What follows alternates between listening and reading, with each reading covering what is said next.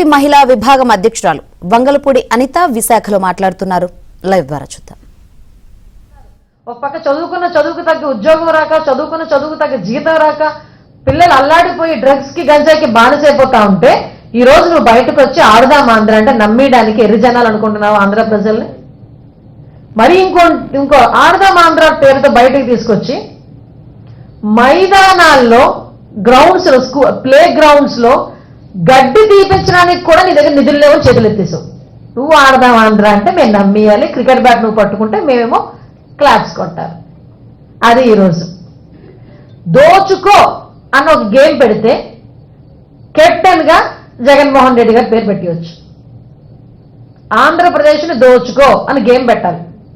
దానికి టీం సభ్యులు కూడా ఎలా ఉంటారో తెలుసా? Captain Jaganmohan Reddy, vice captain లేదు అనుకున్నా వైస్ కెప్టెన్ అనుకోవచ్చు, overall all rounder Sajjala Ramakrishnareddy, wicket keeper కింద మనోడెవడు వైవి సుబ్బారెడ్డి, లేదు ఓపెనర్ ఎవరో తెలుసా?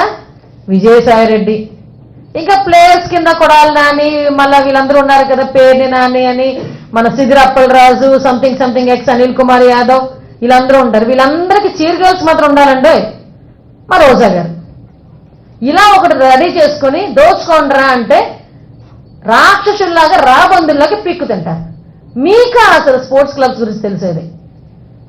చంద్రబాబు నాయుడు గారి హయాంలో క్రీడా క్లబ్లని ఏర్పాటు చేసి సుమారుగా 50 లక్షల నుంచి, గ్రామానికి సంబంధించి 50 లక్షల నుంచి ₹1 కోటి వరకు అనౌన్స్ చేసి డబ్బులు ఇచ్చి క్రీడాకారులందరినీ కూడా తయారు చేయడానికి అని చెప్పి వాళ్ళందరికీ కూడా శిక్షణ ఇచ్చి ఏర్పాటు చేస్తే జస్ట్ నువ్వు బయటకు వచ్చిన తర్వాత ఏం చేశావు?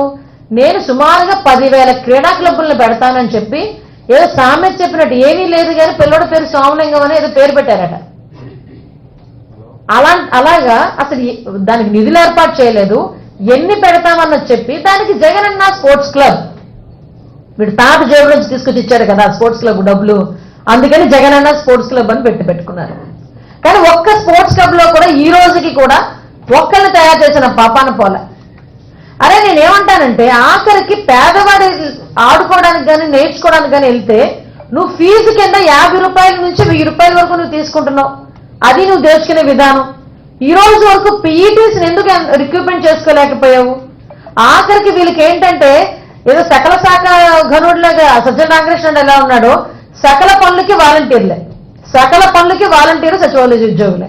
ఆఖరికి రేపు పొద్దున్న పీఈటీస్ కనుక బయటకు వచ్చి మమ్మల్ని ఎందుకు ఇంకా రిక్రూట్మెంట్ చేసుకోలేదంటే అవసరం లేదు మాకు వాలంటీర్లు ఉన్నారు వాళ్ళు నేర్పేస్తారంటారు.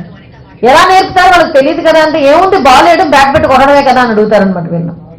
అలాంటి దుర్మార్గులు ఈరోజు ఆడుకుందాం ఆంధ్ర ఆడదాం ఆంధ్ర పేరుతో కొన్ని కోట్ల రూపాయలు దోచుకునే పరిస్థితి ఈరోజు మనకు కనిపిస్తూ ఉంది. అంటే ఈరోజు ఎంత దారుణమైన సిచ్యువేషన్స్ ఉన్నాయంటే ఒక హాకీ బ్యాట్ నాకు తెలుసు అంటే వీళ్ళు ఎంత దారుణంగా దోచుకుంటున్నారని చెప్పడానికి నేను చెప్తున్నాను. ఒక హాకీ బ్యాట్ వీళ్ళు ఎంత కొంటున్నారో తెలుసా? యాక్చువల్గా ఎత్తి కొడితే ₹150 నుంచి ₹750 వరకు ఉంటుందట. వాళ్ళు కోట్ చేసింది ఎంతో తెలుసా? 10,200. అంటే ఏ రేంజ్ లో వీళ్ళు దాన్ని దోచుకుంటున్నారో ఒకసారి మనందరం కూడా చూసుకోవచ్చు. ఇంకొక విషయం చెప్పాలి. ఆంధ్ర క్రికెట్ అసోసియేషన్ మీకు తెలుసు కదా, ఏసీఏ ఆంధ్ర క్రికెట్ అసోసియేషన్, అది కాస్త ఈరోజు రెడ్డి క్రికెట్ అసోసియేషన్ అయిపోయింది. ఆంధ్ర క్రికెట్ అసోసియేషన్ లో చైర్మన్ ఎవరో తెలుసా అండి? అధ్యక్షుడు లిక్కర్ స్కామ్ లో ప్రధానమైన నిందితుడు విజయసాయి రెడ్డి అల్లుడు శరత్ చంద్రారెడ్డితో పాటు ఉన్న వాళ్ళు ఎవరంటే ఓ పక్క మోహిత్ రెడ్డి గోపీనాథ్ రెడ్డి. దీన్ని ఆంధ్ర క్రికెట్ అసోసియేషన్ అనొచ్చా, రెడ్డి క్రికెట్ అసోసియేషన్ అనొచ్చా? ఆఖరికి వీళ్ళకి అవకాశాలు ఉన్నాయి, అవకాశాలు గురించి ఎదురు చూస్తున్నారు. ఒలింపిక్స్ లో కూడా దూరిపోదామని చెప్పేసి వీళ్ళు అవకాశాలు గురించి ఎదురు చూస్తున్నారు. అవకాశం గురించి ఎదురు చూసి డెఫినెట్ గా అది కూడా చేస్తారు వాళ్ళు. అంటే విషయం ఏంటంటే వీళ్ళు రాష్ట్రాన్ని దోచుకోవాలని ఒక ఆలోచన పెట్టుకొని రాష్ట్రాన్ని ఎట్టి పరిస్థితుల్లోనే నిర్వీర్యం చేసేయాలి, యువత నిర్వీర్యం చేసేయాలి అని చెప్పి ఆలోచన పెట్టుకుని ఈ రోజు మళ్ళా తిరిగి పైకి మస్బూస్ మారడికాయ చేయడానికి ఆడదాం ఆంధ్ర పేరుతో బయటకు వచ్చావు. అయ్యా జగన్మోహన్ రెడ్డి ఆడేసావు 4.5 సంవత్సరాల కాలం. నువ్వు ఏదో సాధిస్తావు అని ఆలోచించుకున్న ఆంధ్రప్రదేశ్ జనాల్ని ఆడేసుకునేటట్టుగా ఆడేసుకున్నావు. ఎవడైనా ఇటువంటి సిచ్యువేషన్స్ లో కరోనా ప్రబలుతుంది, కరోనాకు సంబంధించి ఏం చేయాలి, ప్రజలకు సంబంధించి ఏం చేయాలి, గుంతలు రోడ్లు ఉన్నాయి వీటి గురించి ఏం చేయాలి, ఇవన్నీ మానేసి మంత్రులు చూడండి అన్ని మేనిఫెస్టోలో పెట్టినవన్నీ చేసేసి ప్రజలందరూ 100% సాటిస్ఫాక్షన్ లెవెల్లో ఉంటే బయటకు వచ్చి సెలబ్రేషన్స్ చేసుకున్న మూడ్లో ఈరోజు అది క్రియేట్ చేయడానికి ఈరోజు బయటకు వచ్చి ఈ గ్యాంగ్ అంతా కలిపి ఆటలాడడం మొదలు పెడుతున్నారు. నేను ఒకటే చెప్తున్నా, ఎంతవరకు నువ్వు ఆడేవు, ఇప్పుడు ప్రజలు నీతో ఆడుకునే పరిస్థితి టైం వచ్చేసింది. ఏ రేంజ్లో ఆడుకుంటారంటే ప్రజలు కొట్టే ప్రతి సిక్సర్కి కూడా బాల్ ఎత్తుక్కోవడానికి నీకు 5-10 సంవత్సరాలు పడుతుంది.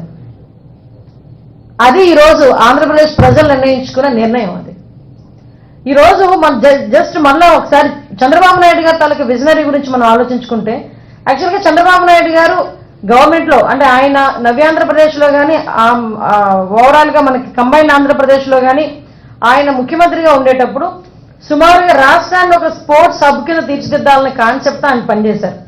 మీకు ఒక విషయం చెప్పలా, మొన్న రీసెంట్గా మంగళగిరిలో 24 ఎకరాల్లో 34,000 సిట్టింగ్ సామర్థ్యంలో ఒక స్టేడియం కడితే ఈ రోజుకి దాన్ని పూర్తి చేయని పాపం, ఈ రోజుకి కూడా పూర్తి చేయలే. వీళ్ళకి ఏంటంటే పాత మేమేమైనా ఒక స్కీమ్ పెడితే దానికి పేరు మార్చుకోవడం, జగనన్న అని పేరు పెట్టుకోవడం, లేదా ఒక బిల్డింగ్ కడితే దానికి రంగులు వేసి